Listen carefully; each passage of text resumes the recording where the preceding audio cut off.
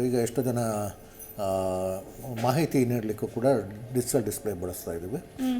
ರಾತ್ರಿ ಹೊತ್ತು ಸಾಧಾರಣವಾಗಿ ನಾವು ಒಂದು ಊರಿಂದ ಊರಿಗೆ ಹೋಗಬೇಕಾದಾಗ ಯಾವ ಊರು ಹತ್ತಿರ ಇದೆ, ಆಮೇಲೆ ಯಾವ ಜಾಹೀರಾತುಗಳು ಇವೆಲ್ಲ ರಾತ್ರಿ ಸಾಧಾರಣವಾಗಿ ಮೊದಲು ಕಾಣ್ತಾ ಇರಲಿಲ್ಲ. ಈಗ ಎಲ್ಲ ಡಿಜಿಟಲ್ ಡಿಸ್ಪ್ಲೇ ಬಂದಿದೆ, ಆಕರ್ಷಕವಾಗಿ ಕಾಣುತ್ತೆ. ಆಮೇಲಿಂದ ಕಡಿಮೆ ಬೆಳಕು ಉಪಯೋಗಿಸುತ್ತೆ, LED ಹಾಕಿರ್ತಾರೆ.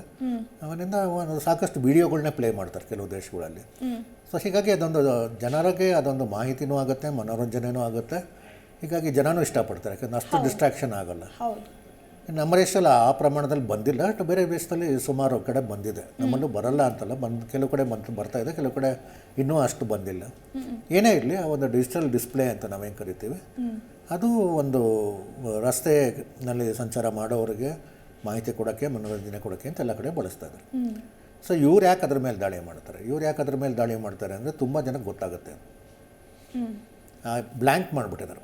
ಏನೋ ಒಂದು ವಿಡಿಯೋ ಬರ್ತಾಯಿತ್ತು, ಆ ವಿಡಿಯೋನ ಎರಡು ರೀತಿಯಾಗಿ ಮಾಡ್ತಾರೆ. ಒಂದು, ಆ ವಿಡಿಯೋ ತೆಗೆದು ಆ ಸರ್ಕಾರದ ವಿರುದ್ಧನೋ ಅಥವಾ ಆಡಳಿತ ಪಕ್ಷದ ವಿರುದ್ಧನೋ ಅಥವಾ ದೇಶದ ವಿರುದ್ಧನೋ ಏನೋ ಯಾರೋ ಒಬ್ಬರು ಘೋಷಣೆಗಳು ಕೂಗಿದ ಹಾಗೆ, ಅಥವಾ ದೇಶ ವಿರೋಧಿ ಚಟುವಟಿಕೆಗಳು ನಡ್ಕೊಂಡ ಹಾಗೆ, ಅಥವಾ ಒಂದು ಪ್ರಚೋದಕಕಾರಿ ಭಾಷಣಗಳು ಬಂದ ಹಾಗೆ, ಅಥವಾ ತುಂಬ ಅಶ್ಲೀಲವಾದ ವಿಡಿಯೋಗಳು ಬಂದ ಹಾಗೆ ಅಂಥದ್ದನ್ನು ಹಾಕ್ತಾರೆ. ಅಂದರೆ ಎಲ್ಲರಿಗೂ ಮುಜುಗರ ಉಂಟು ಮಾಡೋದು. ಆ ಕ್ಷಣಕ್ಕೆ ಈ ಕಂಟ್ರೋಲ್ ಮಾಡಬೇಕಾದ್ರೆ ಏನು ಮಾಡಬೇಕಂದ್ರೆ, ನೀವೆಲ್ಲ ಡಿಜಿಟಲ್ ಡಿಸ್ಪ್ಲೇನ ಶಟ್ ಡೌನ್ ಮಾಡಿ ಮತ್ತೆ ಸರಿ ಮಾಡಿಸಿ ಮತ್ತೆ ಮಾಡಬೇಕು. ಅದು ಒಂಥರ ಮುಜುಗರ ಉಂಟು ಮಾಡೋವಂಥ ಇದು.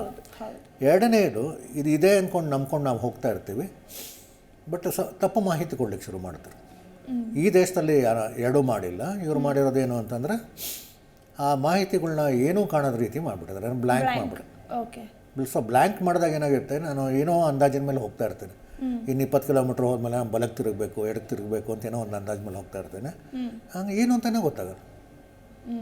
ಏನೋ ರೋಡ್ ಅಲ್ಲಿಗೆ ನಿಂತು ಹೋಯ್ತಾ, ಅಥವಾ ಊರನ್ನ ಹೋಗಬೇಕಾಗಿದ್ದು ಹಿಂದೆ ಹೊಟ್ಟೋಯ್ತಾ, ಮುಂದೆ ಇದೆಯಾ, ಎಲ್ಲಿಗೆ ಏನು ಮಾಡಬೇಕು ಗೊತ್ತೇ ಆಗಲ್ಲ.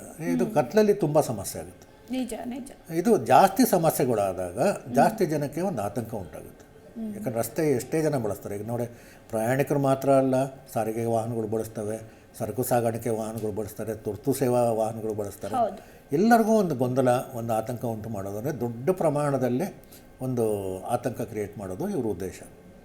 ಸೊ ಹೀಗಾಗಿ ಇದನ್ನೂ ಮಾಡಿದ್ದಾರೆ. ಅದೇ ದೇಶದಲ್ಲೇ, ಅದೇ ಅರಬ್ ದೇಶದಲ್ಲೇ ಇದು ಕೂಡ ಮಾಡಿದ್ದಾರೆ.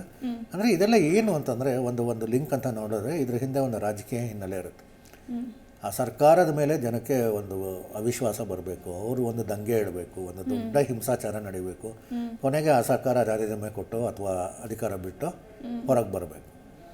ಇದು ಒಂದು ಹಿನ್ನೆಲೆ ಇರುತ್ತೆ. ಬಟ್ ಎಕ್ಸಾಕ್ಟ್ಲಿ ಇದೇ ಕಾರಣಕ್ಕೆ ಮಾಡಿದ್ದಾರೆ ಅಂತಲ್ಲ, ಬಟ್ ಆ ಸೀಕ್ವೆನ್ಸ್ ನೋಡ್ತಾ ಹೋದರೆ ಹಾಗೆ ಅನಿಸುತ್ತೆ.